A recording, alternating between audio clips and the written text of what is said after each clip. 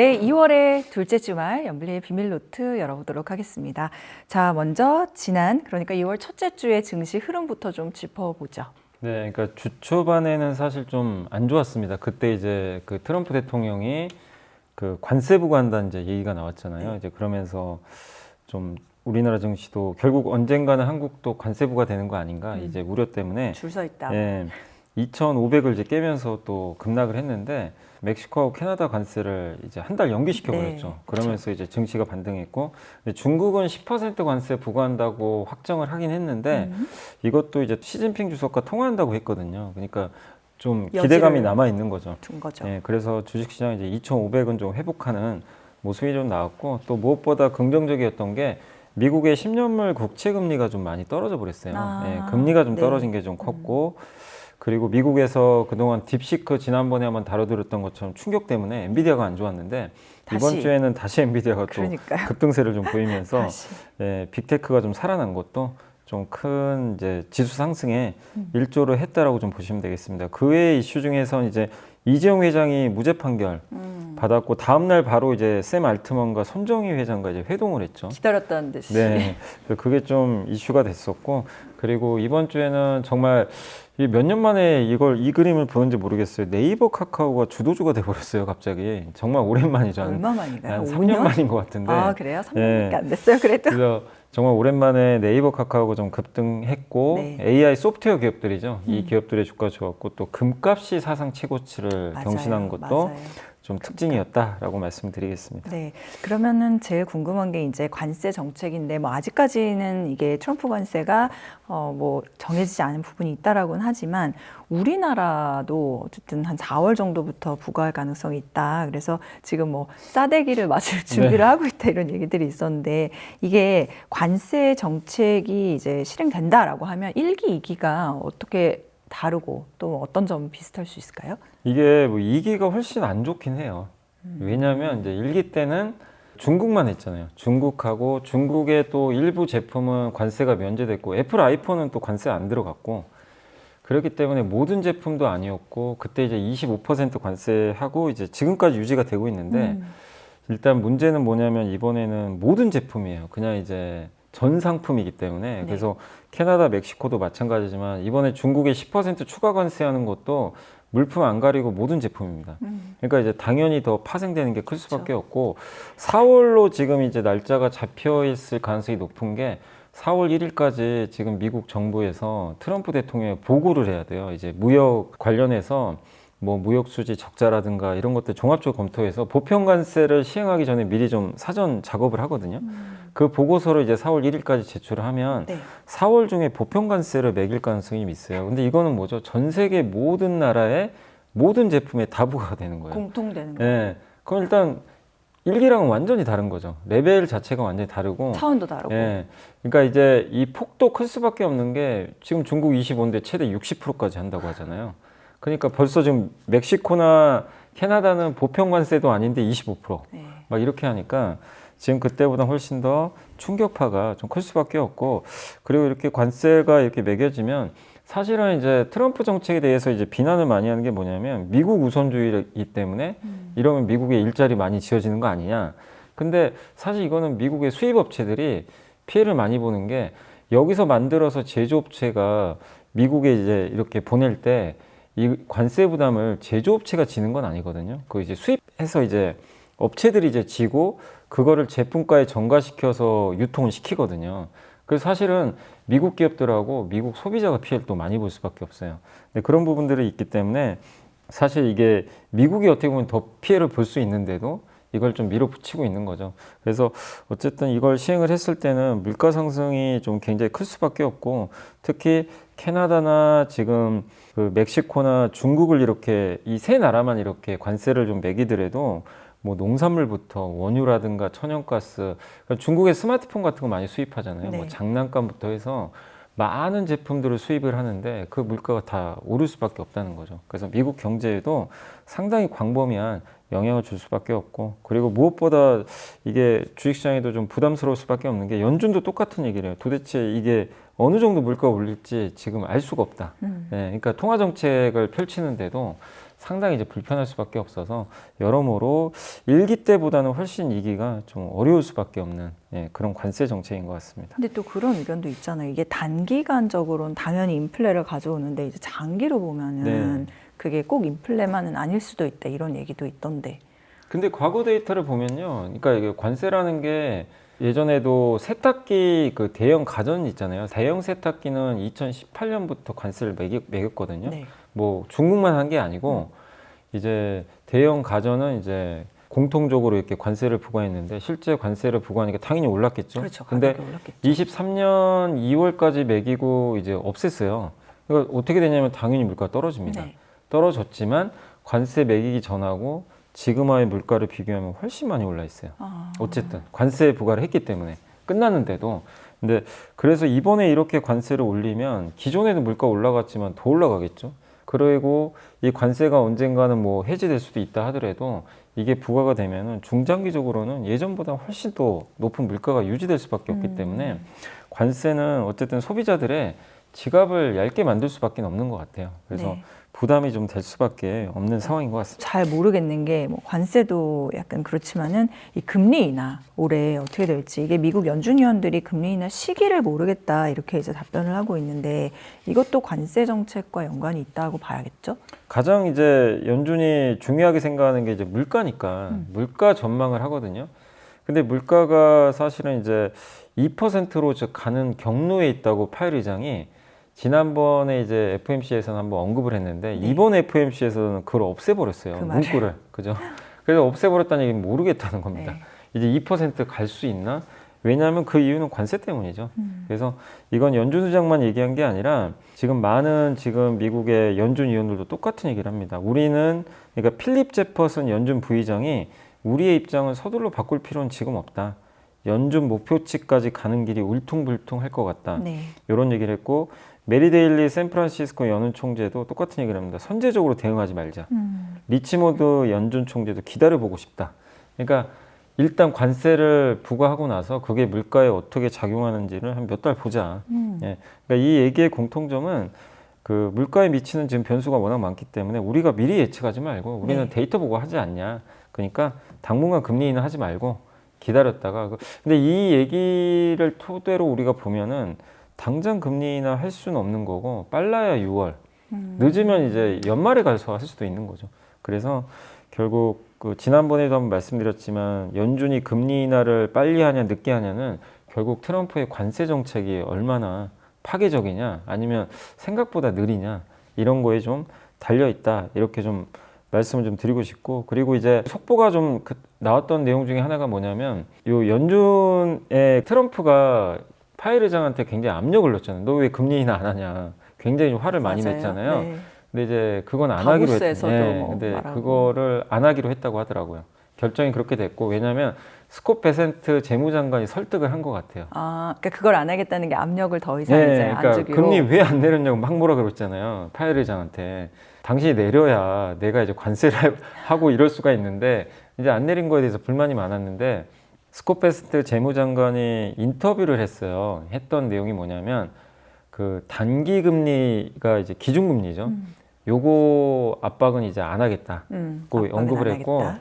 우리가 알아서 하겠다. 이게 무슨 얘기냐면 장기 금리를 낮추겠다는 거예요. 그러니까 3년물 국채 금리는 2년물이죠. 미국의 2년물은 기준금리랑 연동되거든요.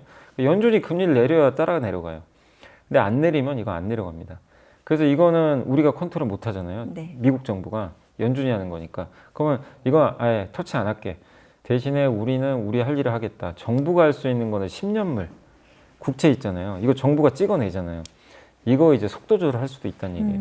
이거 많이 발행 안 할 수도 있고 그 다음에 어쨌든 이제 이번에 감세 정책도 하겠지만 지금 이 만약에 재정 적자가 너무 많아지면 네. 재정에 이제 부담이 생기니까 채권 계속 찍어야 되거든요.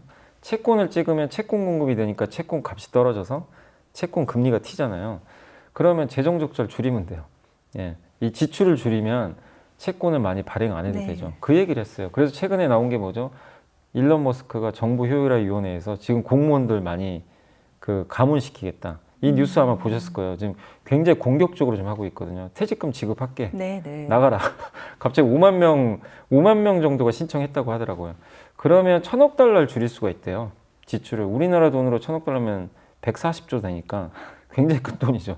네. 그래서 우리 정부가 알아서 금리를 낮추도록 하겠다. 그래서 어쨌든 그 연준에 대한 이제 압박은 좀 줄어들었고 미국 정부 스스로가 금리를 낮추는 어쨌든 정책을 이제 실시를 하고 있기 때문에 이거는 증시의 호재예요. 왜냐하면 국채 금리가 그래 실제 떨어졌거든요. 네. 그래서 주식시장이 이번 주에 좀 좋았던 뭐 뉴스 중에 이유가. 하나라고 보시면 되겠습니다. 그러면은 지금 제가 또 여쭤보고 싶었던 게 10년물 국채 금리 이게 이제 4.5 아래로 내려갔다는 거였는데 이게 결국 금리 내려간 이유가 그렇게 설명이 되는 건가요? 네, 그래서 요거 이제 조금만 보충 설명해서 말씀드리면 네. 이제 방금 설명드린 그 내용이 다 담겨져 있어요, 사실은. 근데 이번 주에 4.5를 깨고 내려갔죠. 한때는 5% 넘는다 막 우려를 했잖아요. 뭐 관세 매기니까. 근데 트럼프 당선 이후로 급등했던 이 국채 금리가 이번에 스코페센트의 그 트럼프 설득 이후로 좀 어쨌든 급격하게 좀 내려갔고, 물론 경제 지표도 좀 꺾였어요. 꺾인 것도 있는데 이번에 내려간 이유 중에 하나가 그 분기마다 국채 발행 계획을 발표하거든요. 재무부가 QRA라고요. 이걸 발표하는데 이거 많이 발행하면 어떻게 될까요? 당연히 또 채권 금리가 오르겠죠. 채권 값이 떨어지니까. 근데 채권 발행 규모가 우리가 예상했던 것보다 좀 낮아졌어요. 원래 옐런 재무장관이 이번 1분기에 그 국채 발행 계획을 8,230억 달러로 계획을 했는데 실제로는 8,150억 달러로 결정됐어요. 조금 약화됐고 2분기는요. 원래 2,340억 달러거든요. 네. 이게 반토막 났어요. 1,230억 달러. 그러니까 이제 시장이 이거 딱 보자마자 아, 생각보다 채권 발행 많이 안 하는구나. 그래서 이제 안도를 한 거죠. 그래서 채권 값은 오르고 채권 금리는 떨어졌다.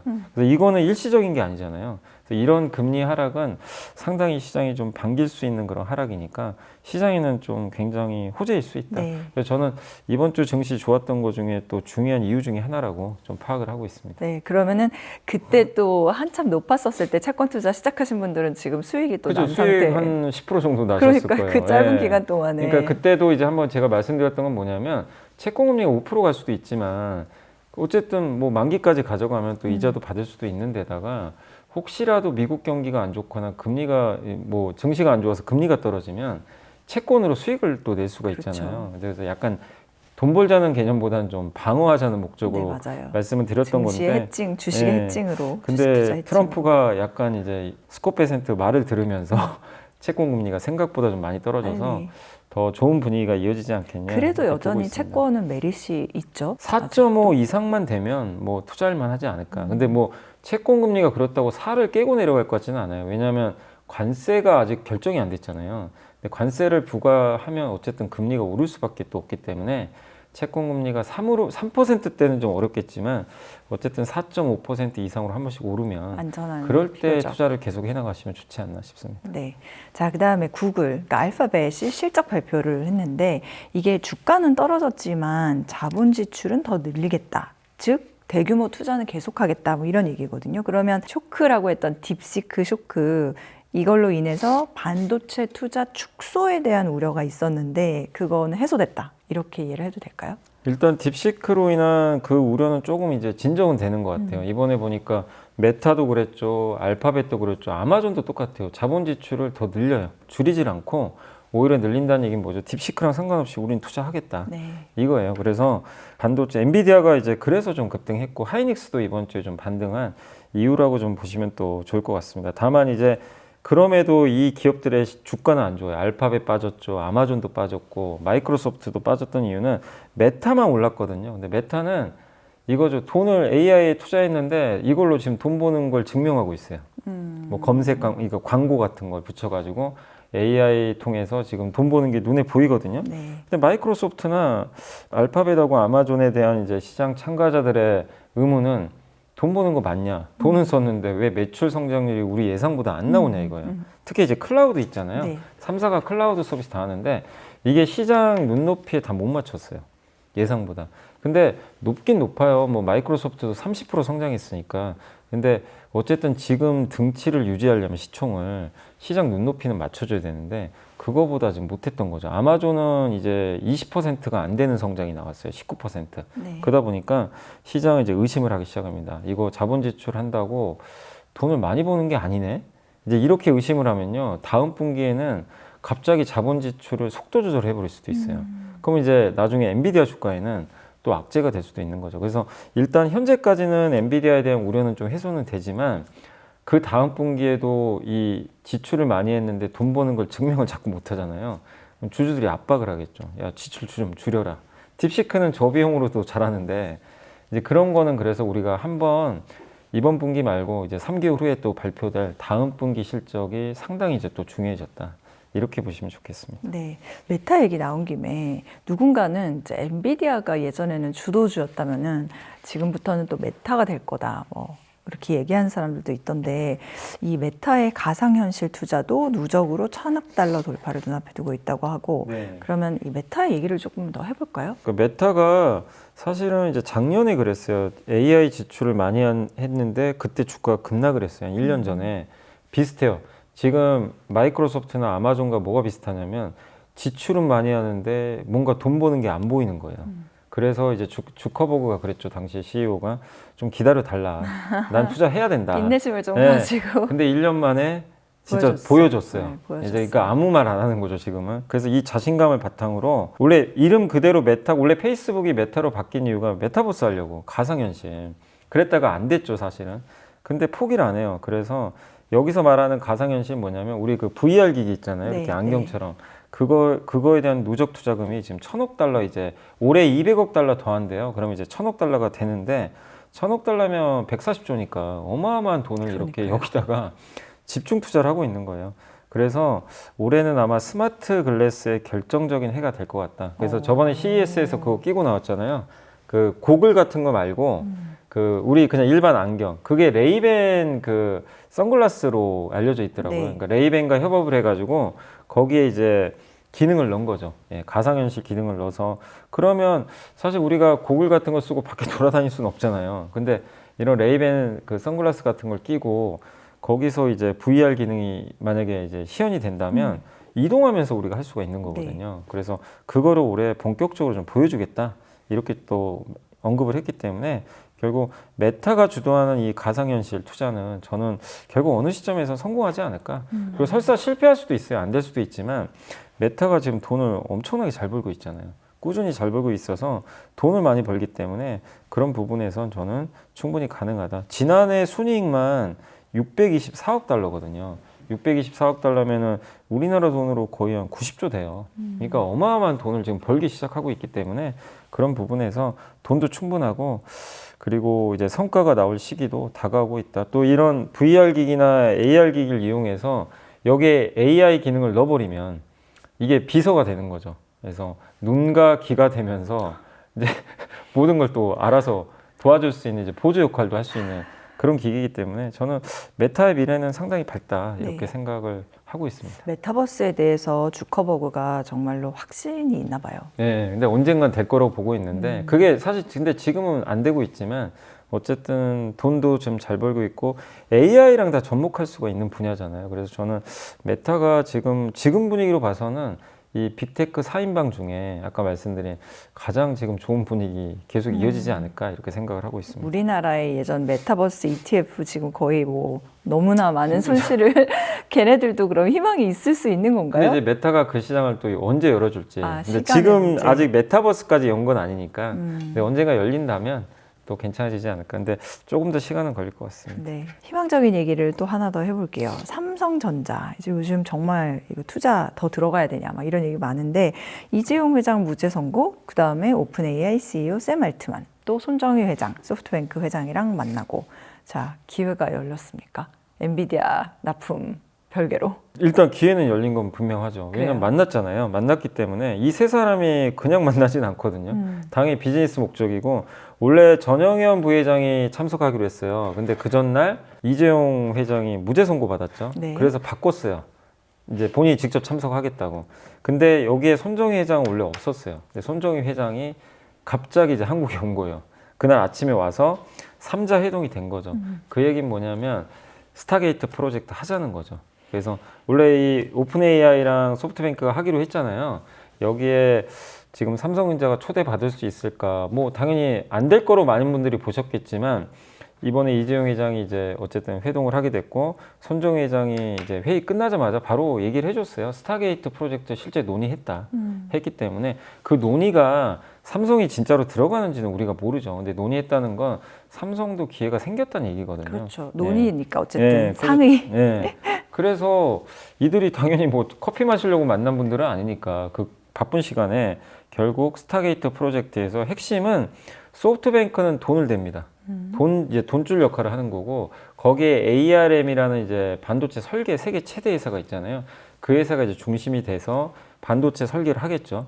그리고 그 오픈 AI는 당연히 AI 그 기술을 넣어주겠죠. 플랫폼을 넣어줄 거고 그 다음에 그럼 그거를 마지막으로 구현할 수 있는 뭔가 제조를 해야 될 거 아니에요. 그렇죠. 반도체 같은 게 필요한데 그 제조를 엔비디아가 다 할 거라고 생각하잖아요. 지금은. 근데 지금 삼성이 들어갔다는 건 만약에 그 어떤 내용인지 우리가 알 수 없지만 삼성이 반도체 일부 제조하는 거 아닌가 이런 또 구상도 나올 수가 삼성의 있어요. 역할. 그래서 AI가 또 반도체만 있는 게 아니라 TV도 있고 다양한 그 디바이스들이 있잖아요. 이걸 삼성은 다 만들고 있잖아요. 네. 예, 그렇기 때문에 삼성과 할 일도 되게 많을 수가 있다는 거죠. 그래서 어느 나라 어느 회사보다 이런 것도 잘 만들고 있기 때문에 또 거기에 또 스마트폰도 잘하고 있고 그래서 이런 걸 우리가 이제 종합해봤을 때 삼성이 결국에 이 제조업 역량만 조금 더 키워준다면 분명히 좀 기회는 생겼다. 근데 이 기회를 놓치면 안 되겠죠. 이건 삼성이 잘해야 될 문제인 것 같긴 한데 어쨌든 삼성한테 기회가 생겨서 이 삼성이 좀 아쉬운 게 우리가 항상 기대하면 또 안 돼가지고 좀 기대하기가 두려울. 두려운데 이번엔 근데 주가도 이미 많이 빠져 있는 상태니까 네. 사실 아무도 기대 안 하잖아요. 지금 삼성에 대해서. 그래서 더 나쁠 것도 없고 근데 분명한 건 기대는 분명히 생겼다.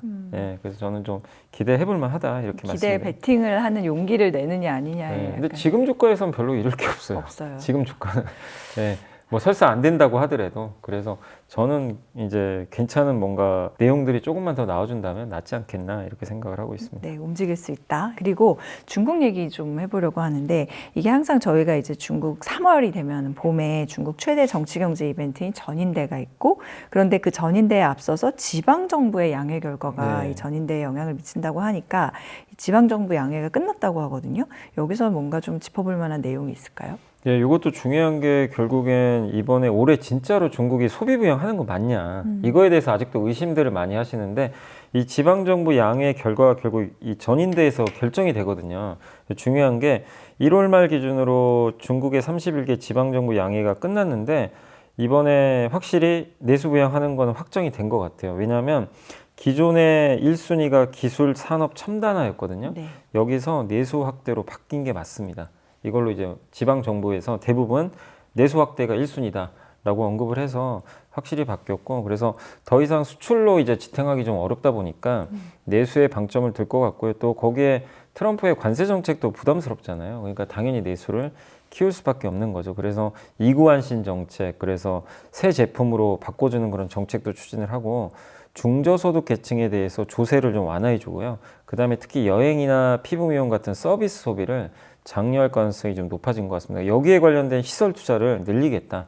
뭐 예를 들면 유명한 뭐 콘서트 가수가 가서 콘서트를 할 수도 있는 거죠. 네. 예, 그래서 관광 수입을 실제 늘리겠다라는 이제 그런 지방 정부 양회의 결과가 나왔습니다. 이걸 토대로 전인대에서 이제 내수 부양책을 아마 대규모로 발표하지 않겠냐 이런 기대감이 좀 있기 때문에 이번 양회 결과는 어쨌든 상당히 우리나라 증시에는 좀 긍정적일 수 있는 부분이 나왔다라고 말씀을 드리겠습니다. 네, 자 그러면 이번 주 외국인 기관 또 개인들 매수 종목과 상승 업종까지 정리해 보겠습니다. 네, 먼저 이번 주 외국인들이 많이 매수한 주식 10개 종목을 살펴보겠습니다.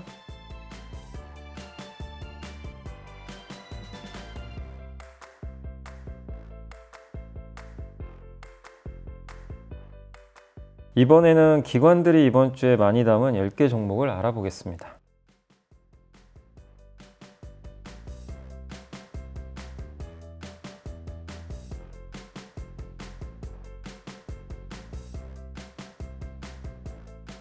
이번에는 개인들이 이번 주에 가장 많이 산 주식 10개 종목을 살펴보겠습니다.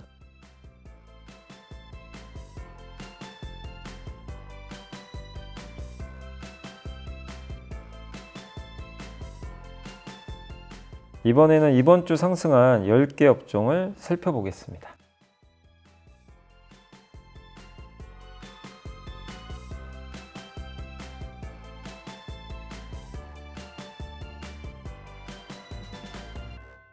네, 진짜 오랜만에 뭐 카카오, 네이버 이런 인터넷 기업들이 진짜 상승률이 이렇게 눈에 띄게 올라왔는데 이 흐름이 더 갈까요? 어떻게 보세요? 저는 더 이어질 것 같아요. 그래요? 예, 왜냐하면 정말 오랜만에 올랐지만 이게 그냥 뭔가 단순 이벤트로 올라간 게 아니거든요. 딥시크가 사실 그걸 만들어냈어요. 어떻게 보면. 희망감을 예, 줬죠. 지난번에도 말씀드렸지만 소프트웨어 기업 쪽으로 약간 분위기가 바뀌고 있다. 그래서 이건 단순한 상승은 아니기 때문에 저는 조금 더 분위기가 좀 이어질 것 같고, 그래서 이 인터넷 대표주랑 이번 주에 또 뭐 비슷한 섹터긴 하지만 AI 소프트웨어가 이제 같이 급등했거든요. 이제 이 섹터들이 동반해서 조금 더 반등을 좀 이어가지 않겠냐 이렇게 좀 보고 있고, 그리고 오랜만에 또 엔터주도 이번 주에 올랐는데 어쨌든 올해 BTS랑 블랙핑크가 완전체로 컴백을 할 예정이니까 그 기대감은 여전히 저는 남아있다라고 생각을 하고 있습니다. 그래서 엔터주도 한번 좀 계속 주목을 하시고요. 마지막으로 실적이 생각보다 좀 잘 나왔던 업종이 음식료 업종입니다. 그래서 이번 주에 방어주긴 하지만 음식료도 조금은 더 상승하지 않을까라고 예상을 하고 있습니다. 음식료도 알겠습니다. 자, 그러면 여미사님께서 선정해 주신 이번 주에 보고서 보고 토요일 순서 마무리하겠습니다. 안 그래도 아까 이제 인터넷 관련된 거랑 좀 연결될 수 있는데 하나투자증권의 김소혜 연구원님이 AI가 저렴해지면 누가 돈을 벌까? 요 제목이에요. 그러니까 한마디로 딥시크 때문에 누가 돈 벌 거냐? 샘 알트먼이 정시나 카카오 대표랑 김창완 크래프톤 게임사 대표 만나서 협업 방안 논의를 했고요. 결국 글로벌 AI 서비스 기업과 우리나라 소프트웨어 기업들이 이제 만나기 시작하거든요. 이 얘기는 결국 딥시크 쇼크로 인해서 저비용에 이제 고효율을 낼 수 있는 AI가 이제 본격적으로 시작이 될 수 있어서 우리도 그런 쪽에 좀 주목을 해야 될 필요가 있다. 이런 좀 내용이고, 소비자들은 자기가 이제 이걸 썼을 때 야 이거 저비용이 고효율이래 이거 생각하고 쓰는 건 아니거든요. 사람들이 쓴 건 자기한테 최적화되면 돼요. 예, 물론 비용이 절약하면 더 좋겠죠. 그래서 결국엔 저가 모델이라고 해서 야 이거 저가 모델이니까 나 안 써야지 이러진 않는다는 거죠. 자기한테 맞으면 충분히 쓸 수 있다는 거죠. 그래서 이제 핵심 뭐냐면 이 저비용 AI를 가지고 소비자들을 만족시킬 수 있는 서비스를 내는 기업들, 이 회사들이 주인공이 될 수 있다. 이런 내용입니다. 그래서 국내에서 이제 대표적인 회사가 여기 이제 소개했던 건 더 좋은 비전이라고 있습니다. 더 좋은 비전. 더 좋은 비전이 원래 세무회계 프로그램 같은 거 이런 거 이제 중소기업에 공급하는 회사고, 흔히 이제 전사적 자원 관리라고 있거든요. 이제 회사 ERP? 다니실 분들, ERP 맞습니다. 그거를 보통 대기업은 자기들이 알아서 하잖아요. 근데 중소기업은 그거 하려면 돈이 많이 들거든요. 더 좋은 비전한테 일정한 해줘요. 돈을 주고 해주죠. 그래서 그 사업으로 컸던 회사인데 여기에 원 AI라는 서비스를 붙여버렸어요. 그러면 회사 내에서 이 일하시는 분들이 원 AI 접속만 하면요, 챗 GPT처럼 그냥 이제 물어보면 돼요. 이거 좀 주문이 들어왔는데 이 주문과 예전 주문이 뭐가 지금 잘 안 맞는다, 매칭이. 그럼 자기가 찾아야 되죠, 예전 걸. 근데 물어보면 더 좋은 비전 원 AI가 찾아줘요. 약간 이제 그런 개념이라고 보시면 되겠습니다. 그래서 굉장히 이제 속도가 빨라지겠죠. 일하는 업무 속도가. 그래서 그걸 제공하고 있는데 그게 가입 회사들이 늘고 있다고 합니다. 그래서 이번 주에 실적 발표도 했는데 실제 또 실적도 잘 나왔더라고요. 그래서 도전 비전이 수혜를 받을 것 같고, 또 국내 대표 기업으로는 네이버도 네이버도 좋은 실적을 냈는데 AI를 붙여서 네이버 광고, 커머스, 전자상거래 실적이 더 좋을 수 있기 때문에 요 두 개 기업 좀 주목하자라는 그런 내용도 담겨져 있으니까 한번 주목하시고, 핵심은 그겁니다. AI로 이제는 돈을 벌되 이걸 이용해서 얼마나 이제 잘 벌 수 있는 서비스를 내놓는지, 요걸로 이제 시장이 바뀌고 있다. 요거에 주목하시면 좋을 것 같습니다. 근데 옛날에는 그것조차도 너무 큰 돈이 들어간다고 해서 감히 엄두를 못 안 냈다면 됐죠. 딥시크가 그 문을 열어줬네요. 열어준 이제 거죠. 우리도 한번 해볼 수 있다. 감히가 맞습니다. 아니라. 그렇죠. 네, 네이버는 뭐 이혜진 의장이 이사회 복귀한다 이런 소식도 전해졌는데 내일 좀 더 자세히 알아보도록 하겠습니다. 감사합니다, 이사님. 그래도 달러보다는 엔화다 이런 얘기가 들리고 있어서 이 엔화를 지금 투자해야 되는 어떤 이유가 있는지. 달러가 많이 올랐잖아요. 여기서 추격 매수하는 건 좀 부담스럽지 않냐, 그 얘기고, 그 트럼프 대통령은 달러 약세를 굉장히 원하고 있어요. 달러가 왜냐하면 강하면 강할수록 무역 수지 적자가 점점 커지거든요. 그래서 약세로 수출을 좀 더 늘리고 싶어 하니까 차라리 엔화가 낫지 않냐. 왜냐하면 엔화는 지난 10년 동안 굉장히 약했잖아요. 너무 약할 정도로 많이 빠진 상태인데, 근데 엔화가 올라가려면 두 가지잖아요.